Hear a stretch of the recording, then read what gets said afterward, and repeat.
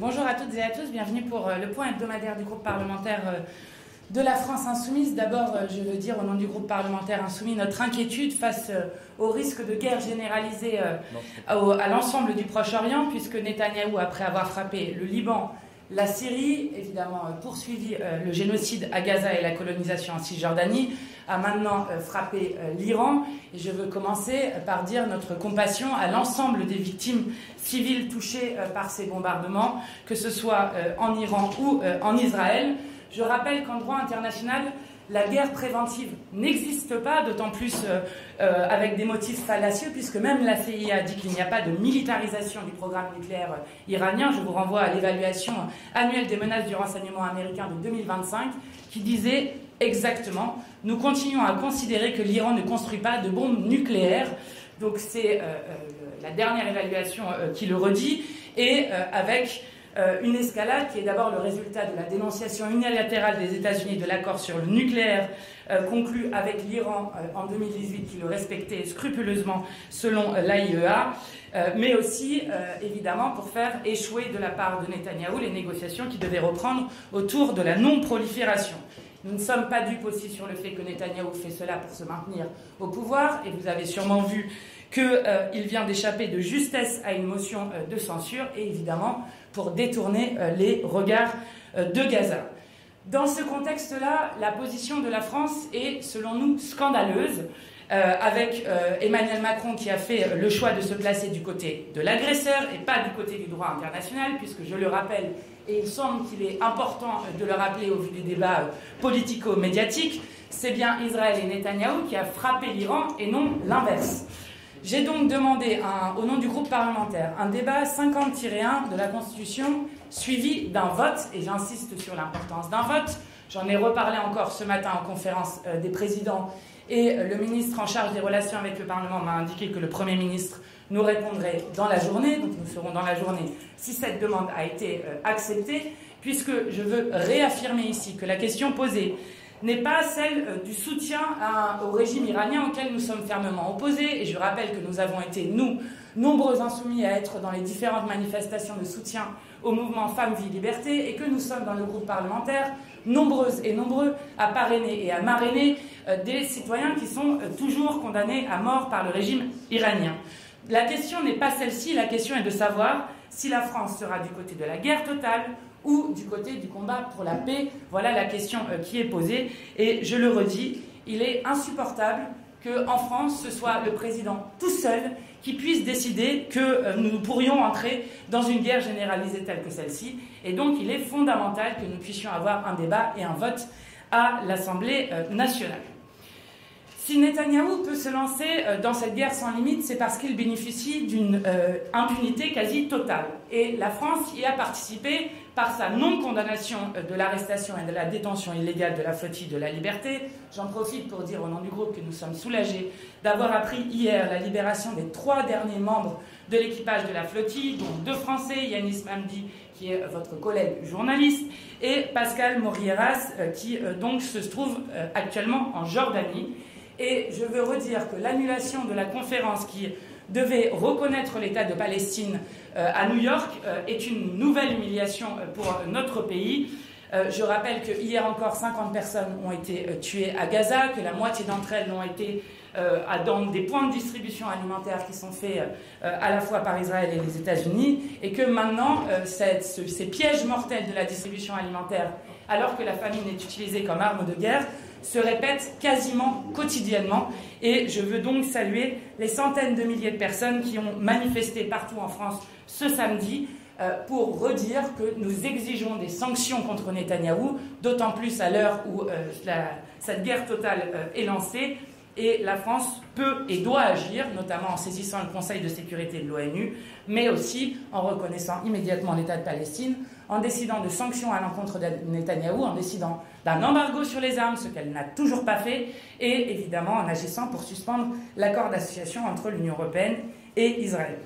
Je continue en vous disant que je reviens tout juste de Martinique, où j'étais avec différents députés ultramarins pour des assises populaires contre la vie chère, qui se sont tenues du 12 au 14 avril à l'initiative du député qui siège dans le groupe Insoumis, Jean-Philippe Nilor, mais aussi du député Marcelin Nadeau, et à l'initiative du RPRAC, vous savez, ce mouvement citoyen qui était dans les mobilisations qui ont lieu pendant 6 semaines en Martinique, avec une vie chère qui est intolérable pour la vie des gens. Je rappelle que c'est en moyenne sur l'alimentaire plus 40% de différentiel des prix. Et pendant 2 jours, nous avons donc auditionné à la fois des experts, des économistes, des sociologues, des professionnels des associations et des élus, et que l'ensemble des recommandations qui en ont été faites vont nous servir pour alimenter le travail parlementaire autour du projet de loi qui a été annoncé par M. Valls contre la vie chère et qui devrait être examiné en septembre, mais aussi à faire différentes propositions de loi sur les sujets qui ont été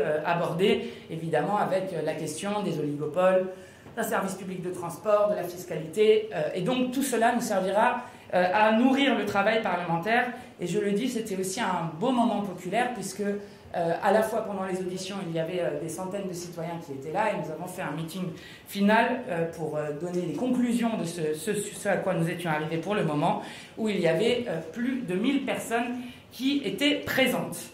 Ensuite, cette semaine, nous allons avoir, juste après les questions au gouvernement, la loi simplification qui va être votée.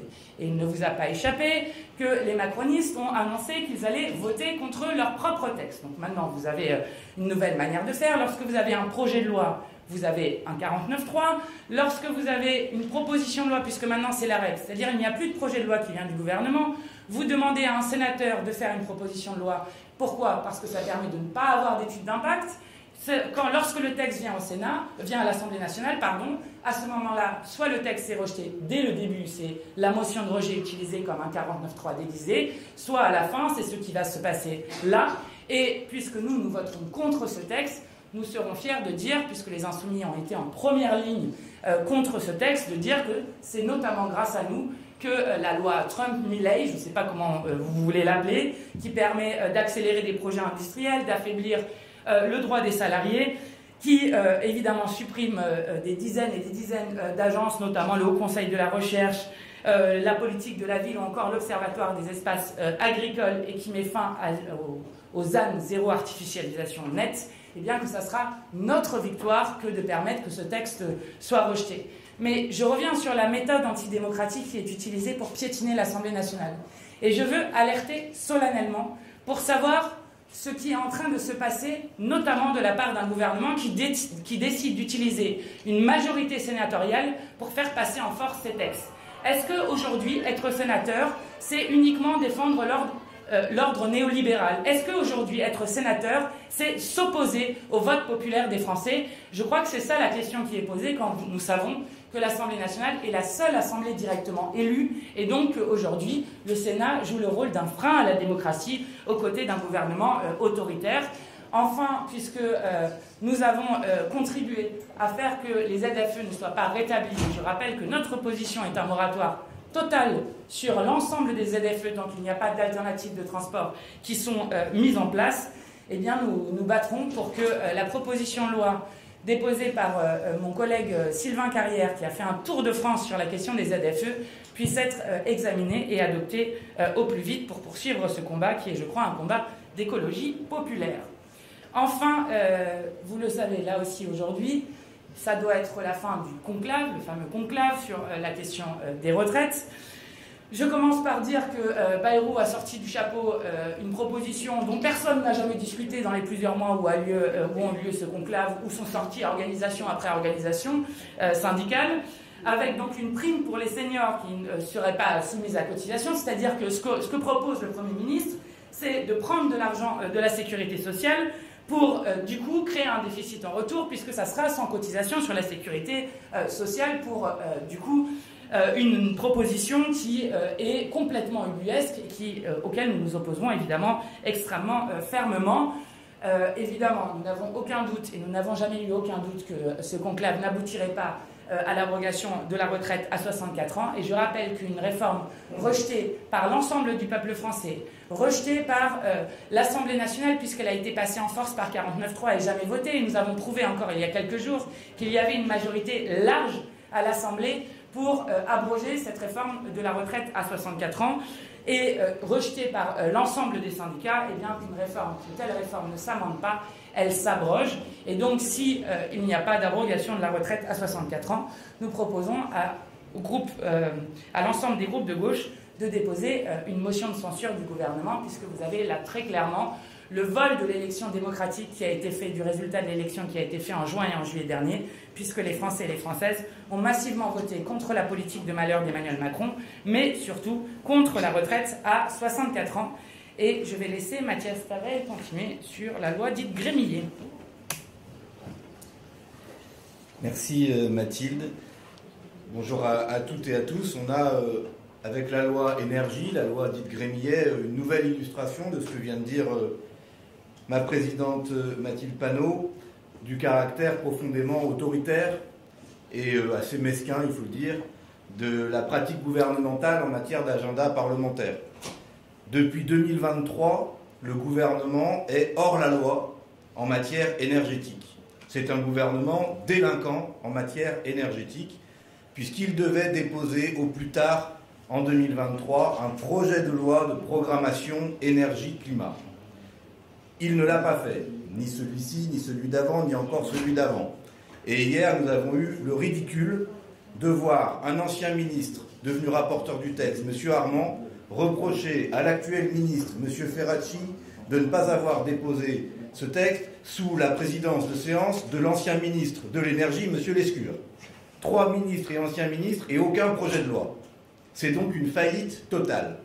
Et à la place, on nous présente une proposition de loi sénatoriale comme base de discussion, ce qui n'est pas acceptable, parce qu'il n'y a pas d'étude d'impact, parce qu'il n'y a pas d'étude du Conseil d'État, et parce que le contenu de la proposition est en gros tout pour le nucléaire, rien pour les renouvelables, et tout par le marché, rien pour le service public. C'est donc inacceptable sur la méthode comme sur le fond, et la semaine que nous sommes en train de vivre marque une nouvelle étape de trumpisation de la Macronie. Et nous allons voir si au bout de la semaine, nous avons comme politique énergétique une forme de trumpisme énergétique où, pour faire adopter un texte, le gouvernement est obligé de s'aligner sur le Rassemblement national qui considère que les objectifs de changement climatique sont une opinion comme les autres et non pas un fait scientifique, qui considère qu'on pourrait faire 40 réacteurs nucléaires alors qu'on n'est même pas sûr qu'EDF arrive à en faire 6 d'ici 2050, qui propose d'extraire les gaz de schiste et les puits de pétrole nouveaux en France, comme ça a été dit encore hier soir, et qui a même proposé en commission d'inonder des vallées entières pour construire de nouveaux barrages à hauteur de 42 gigawatts, c'est-à-dire presque la puissance, les 2/3 de la puissance nucléaire installée aujourd'hui. Vous voyez bien le délire dans lequel le Rassemblement national aborde ces questions. Alors, nous avons pour notre part décidé d'essayer d'ouvrir un chemin pour une politique énergétique et climatique qui soit à la hauteur des enjeux. Nous sommes en quelque sorte les seuls responsables au milieu de ce débat entre RN et Macronie, qui est bien souvent plutôt un dialogue. Pour cela, nous avançons avec des idées claires. La première, c'est qu'on ne fait pas de planification énergétique sans respecter l'accord de Paris, les objectifs de changement climatique que nous devons à tout prix essayer de limiter et d'atténuer. La deuxième, c'est qu'on ne fait pas de la planification énergétique avec des outils de marché, et c'est tout le débat qu'on a eu hier, où nous avons conservé les victoires acquises en commission sur le rétablissement des tarifs réglementés de vente de l'électricité et du gaz, sur le statut d'établissement public pour EDF. Ce sont des marqueurs absolument fondamentaux si on veut avoir demain une puissance publique et non pas une impuissance publique. Troisièmement, nous voulons de la sobriété, et la suspension de MaPrimeRénov' est de ce point de vue-là absolument scandaleuse. Si le gouvernement ne sait pas où trouver de l'argent pour financer MaPrimeRénov', qu'il regarde dans ses déclarations de patrimoine. Il y verra plusieurs millions d'euros qui ne demandent qu'à être taxés pour être mis au service de l'intérêt général et de la bifurcation écologique. Et quatrièmement, c'est évidemment la défense des énergies renouvelables qui sont les moins chères, les plus rapides à déployer, les seules qui peuvent nous permettre de remplacer rapidement le pétrole, le gaz, le charbon.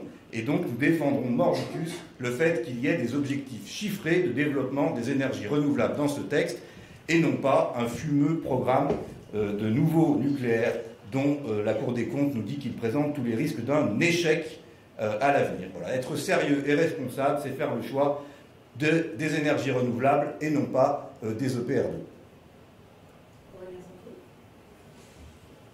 Bonjour à toutes et tous. Je viens simplement vous annoncer ce que vous savez déjà, à savoir que la Commission des affaires culturelles et de l'éducation va reprendre l'examen du texte sur la fusion de l'audiovisuel public, donc de Radio France et de France Télévisions notamment.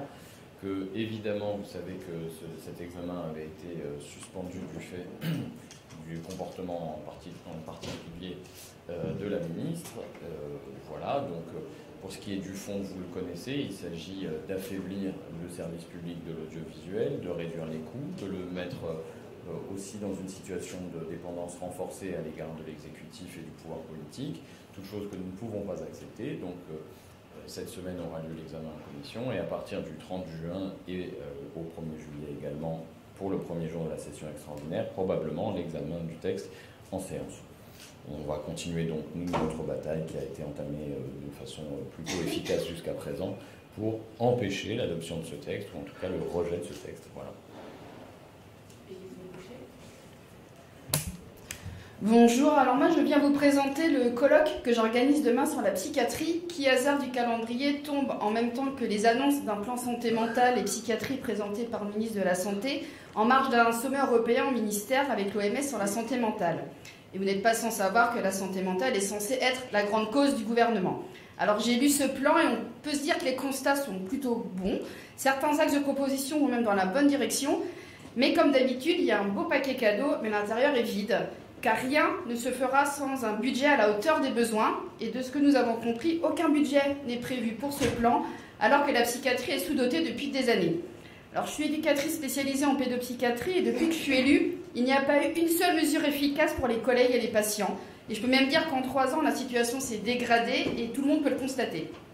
Ce sont bien des choix politiques qui sont responsables de la situation que nous vivons aujourd'hui. Et donc ce colloque, à contre-courant des discours sur la santé mentale et la psychiatrie, s'inscrit dans une réflexion sur la psychiatrie d'aujourd'hui et demain, en répondant à l'urgence et en partant surtout des besoins.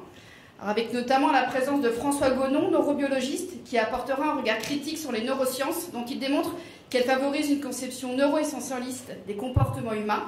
Et ce discours contribue à renforcer un idéal néolibéral d'autonomie et d'adaptabilité, où la personne seule est responsable et doit trouver les ressources en elle. Ce qui est bien pratique parce que ça nous dédouane collectivement de nos responsabilités, de celles de la société notamment, envers les enfants et les familles défavorisées, qui sont les plus confrontés à un besoin de prise en charge en psychiatrie. Et ce discours sur les neurosciences fait que les politiques publiques ne prennent pas en compte l'environnement psychosocial, familial dans les réponses apportées. Seront également présents ce colloque des professionnels, mais aussi des personnes concernées qui témoignent des difficultés qu'elles rencontrent dans l'accès aux soins, mais aussi dans leur quotidien. Nous aurons également un point sur la santé mentale des jeunes, qui est un enjeu de santé publique essentiel, l'actualité nous le démontre, avec ma collègue Anne Stambach-Ternoir, qui actuellement réalise une mission d'info sur ce sujet. Alors, là où je rejoins le ministre de la Santé et l'OMS, c'est que la santé mentale et la psychiatrie sont l'affaire de tous et ne doivent pas se limiter à la seule politique sanitaire. Revenons donc sur les choix politiques de ces dernières années qui ont détruit la médecine scolaire, la médecine du travail, les CHSCT, l'inspection du travail, la prévention, les choix politiques qui favorisent la précarité, qui éloignent les personnes des soins, les choix politiques qui ont provoqué les fermetures de lits, qui ont dégradé les conditions de travail et donc en effet miroir dégradé les prises en charge. Les choix politiques qui stigmatisent et n'ont comme seule réponse un tout sécuritaire qui enferme les personnes dans un parcours de vie. J'en profite pour évoquer un rapport que je vais présenter le 10 juillet au comité d'évaluation et de contrôle des politiques publiques sur la prise en charge des troubles psy chez les personnes placées sous main de justice. Et la situation est dramatique. Nous ne sommes clairement pas à la hauteur de l'humanisme qui nous porte.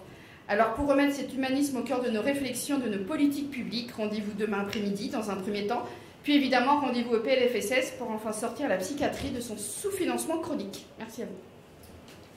Merci. J'en profite juste pour annoncer que mercredi, il y a un autre colloque qui est organisé par le député insoumis Aurélien Taché qui s'intitule « Francophonie, langue commune au service des causes communes ». Il y a des questions? Qui est-ce qui fait le micro?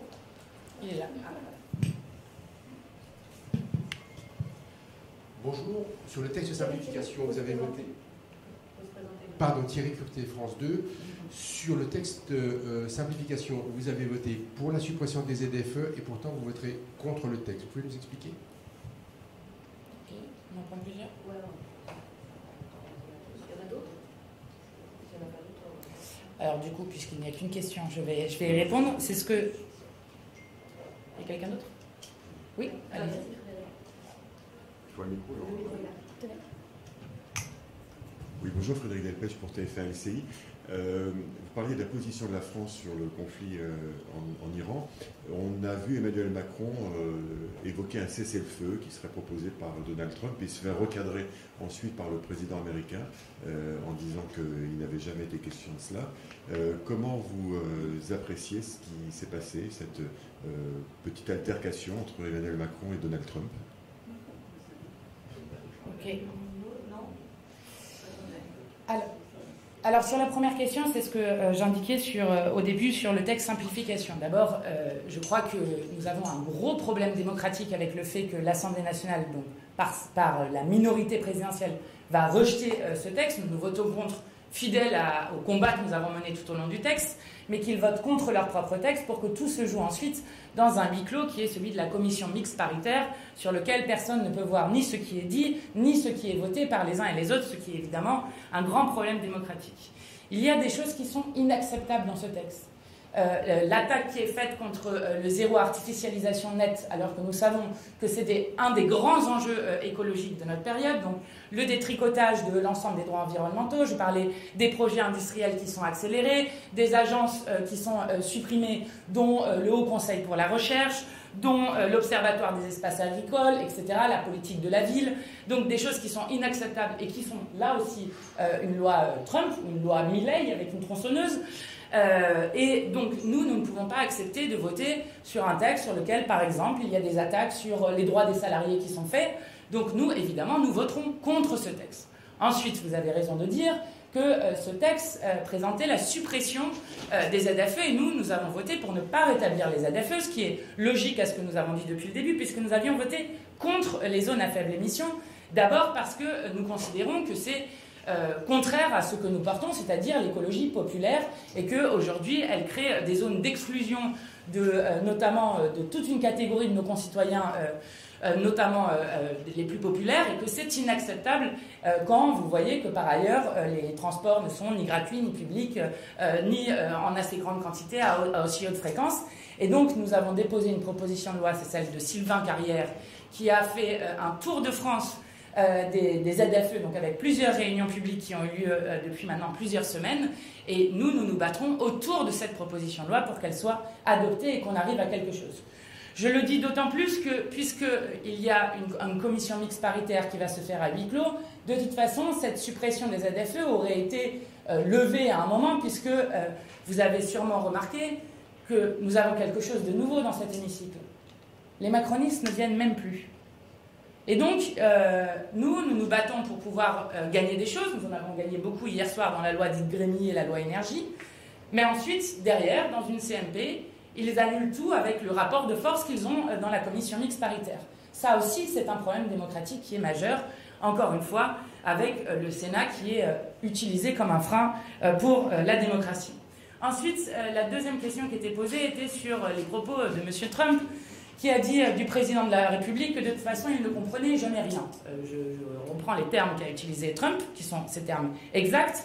Je crois que tout ça contribue à une nouvelle humiliation de notre pays et que plutôt que de dire des choses, le président de la République ferait mieux de prendre des initiatives qui sont à la hauteur de notre histoire.